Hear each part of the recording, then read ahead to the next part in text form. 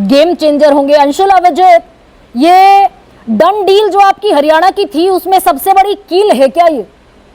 Rahul Gandhi George town university में जो कहे गए उसका जो एक नैरेटिव बनना शुरू हुआ इस देश में, और अब कुमारी शैलजा की नाराजगी, डन डील में सबसे बड़ी कील डॉक्टर अंशुल अविजित, जीती हुई बाजी क्या हाथ से छूट रही है क्या?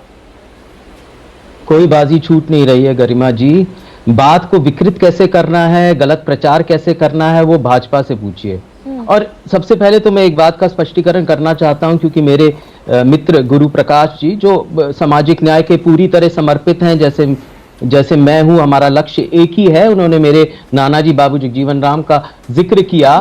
दरअसल इतिहास के पन्ने पलटने में थोड़ी सी कमी रह गई होगी उनको, लेकिन वो बात उस वक्त की कर रहे थे जब वो जनता पार्टी में थे। और जनता पार्टी अब अच्छी तरह जानते हैं, गठबंधन था जिसमें जनसंघ भी थे। पहले भाजपा को जनसंघ कहते थे, एक लंबा इतिहास है।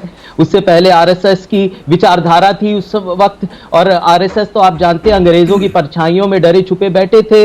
उन्होंने तो अपनी देशवाद की लड़ाई कभी लड़ी नहीं, तो वह उतना इतिहास बड़ा अच्छा है। लेकिन वो उस बात का जिक्र है बाबू जगजीवन राम का, और वो भी समर्पित थे। और जो उन्होंने दलितों के उत्थान के लिए, सामाजिक न्याय के लिए जो किया, वो इतिहास गवाह है। नहीं, एक सेकंड डॉक्टर अंशुल अविजित, और कांग्रेस की जहां बात आती है, नहीं ये डन डील जो कांग्रेस की आप मानकर चल रहे थे, कुमारी शैलजा, सुनिए ना, मैं कुमारी शैलजा का ट्विटर हैंडल, एक्स हैंडल खंगाल रही हूं। विश्वकर्मा दिवस पर बधाई है, मातृशक्ति को बधाई है, किसी को गोली लगने पर संवेदना है, चुनावी प्रचार से, चुनावी रैली से, चुनावी वादों से, दावों से कुमारी शैलजा बिल्कुल अलग है। देखिए फायदा क्यों नहीं उठाएंगे विरोधी? भाई दलित चेहरा है ना आपका, सबसे बड़ा हरियाणा में। जरूर इस मुल्क का चेहरा है, दलित चेहरा क्यों? एक सियासतदान है, एक बहुत बड़ी सियासतदान है। सबको दलित बनाना उचित नहीं रहता ना। सभी लोग तो दलित नहीं हो जाते, तो दलित वर्ग से आते हैं। उनकी और भी विशेषताएं हैं, उनकी और भी उपलब्धियां हैं। वो पहले मंत्री भी रह चुकी हैं, तो ऐसा घेटवाइज करना उचित बात नहीं भाई आपके विरोधी बनाएंगे, विरोधी तो वही नैरेटिव बनाएंगे, संभालना आपको पड़ेगा। मैं ये कह रहा हूं, मैं कुमारी शैलजा और हमारा परिवार बहुत दशकों से बहुत करीब है, उनको मैं अच्छी तरह जानता हूं। मैं जानता हूं कि उनकी विचारधारा क्या है, किस तरह वो समर्पित है सामाजिक न्याय के प्रति। तो इसमें कोई दो राय है नहीं। वो 30-35 अपने करीबियों के लिए मांग रही थी टिकट, आपने 5 पर थाम दिया। वो नारनौद से अपने सबसे करीबी डॉक्टर अजय चौधरी तक को टिकट नहीं दिलवा पाई। सत्ता के गलियारों में बहुत सारी बातें चलती रहती हैं। ये तो आपका काम ही है, ये पूछताछ करना कि कौन किसके साथ है, कौन नहीं।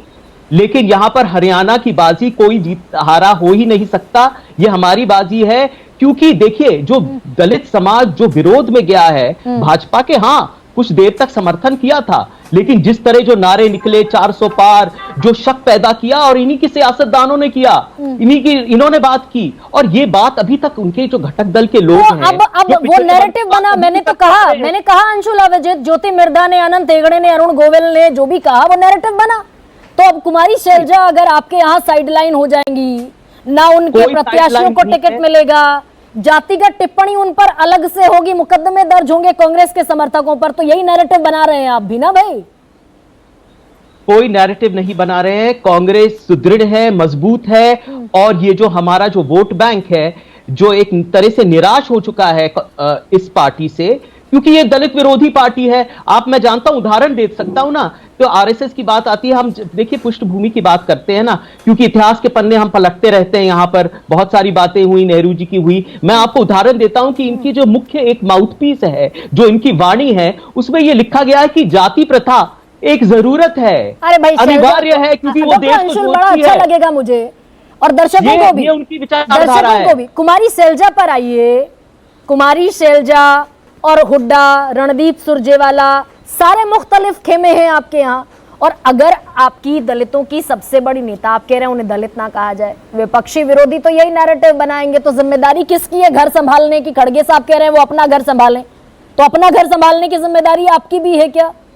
ये जीती हुई लड़ाई आप थाली में परोसकर, जीती हुई बाजी थाली में परोसकर देने जा रहे हैं। आप वही से निष्कर्ष में पहुंच गई। आपने एक तर्क बनाया है और आप निष्कर्ष पे भी पहुंच गई। ये आप ही ने सब कह रही है ना, ऐसा तो है नहीं, ये हकीकत तो है नहीं। गलियारों में ऐसी बातें बहुत सारी चलती रहती है, ये इसी को सियासत कहते हैं। और सियासत, ये डिबेट हो रहा है, हम दलितों की बात कर रहे हैं, कांग्रेस की बात सिर्फ नहीं हो रही, हम ये डिबेट, ये जो तर्क जो चल रहा है, ये डिबेट जो चल रही है, दलितों की अहमियत के बारे में चल रही है। और मैं गुरु की तरह आपका भी शुक्रिया अदा करना चाहता हूं कि आपने भाई वोट बैंक के जरिए ही सही, लेकिन दलितों को की अहमियत तो समझा। तो लेकिन कांग्रेस नहीं समझ रही क्या डॉक्टर अंशुल? यही तो मैं कह रही हूँ। निर्णायक रहा है हमेशा भाई, आपका सबसे बड़ा चेहरा नाराज होकर घर पर बैठा है। हुड्डा साहब पूरे चुनावी प्रचार की कमान संभाले हुए हैं। 4 सीटों पर प्रभाव उनका, 17 आरक्षित सीटें हैं, 17+4 हो गया 21। आपको चिंता होने, मुझे अच्छा लग रहा है कि सब बहुत ज्यादा चिंतित है सब जगह, लेकिन चिंता की कोई जरूरत नहीं। सब लोग परेशान लग रहे हैं, भाजपा के भी लोग परेशान लग रहे हैं। उनको भाई अपना तो संभालिए। उनके जो सियासतदान जो बयान दे रहे हैं, जिनकी वजह से ये एक पूरा समाज उनके विरोध हो गया है, और इसकी बात, और ये तो बात तो पुष्टि भी हो चुकी है। लैटरल एंट्री आपने की, ST/SC सब प्लान आपने हटाया, सारे स्कॉलरशिप्स आपने हटाए, बल्कि NCERT किताबों में वर्ण व्यवस्था का जिक्र भी नहीं है। तो वर्ण व्यवस्था का जिक्र नहीं है तो फिर शोषण हुआ नहीं, अत्याचार हुआ नहीं, तो आरक्षण की क्या जरूरत? यही तर्क बना रहे हैं आप, और सब लोग समझ रहे हैं ये। और ये जो समाज है, जो दलित शोषित समाज कहते हैं, जिसकी अहमियत आज आपको समझ में आई है, सब लोगों को समझ आ रही है। डॉक्टर अंशुल